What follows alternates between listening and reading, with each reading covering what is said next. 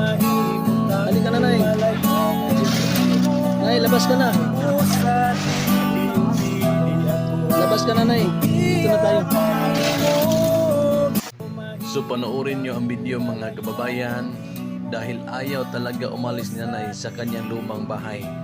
So panoorin nyo ang video para makita nyo kung bakit siya ayaw lumabas sa kanyang bahay mga kababayan. Hi guys! Welcome to my house! Wow! See? Tara, tumasik lang sa Isang bisita na. Ipatangan ng kortina ng kamay. Nanaitindahan si Kuya Glenn. Mahimutan kung malayo ka di mo sa dili ako Mubiya kami mo Ginoo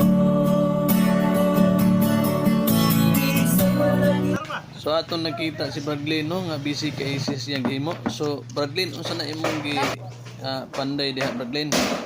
Mahimutag ka ng yanang bintana. Para malampog na si nanay.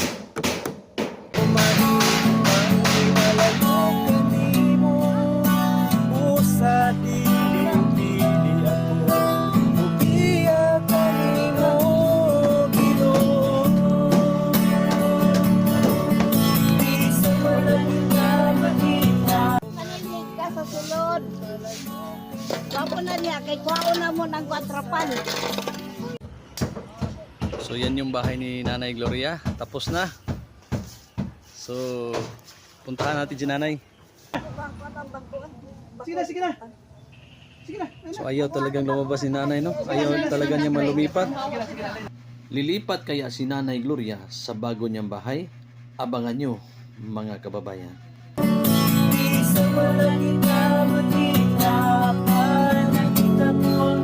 Grabe, ganda talaga ng boses mga kababayan no.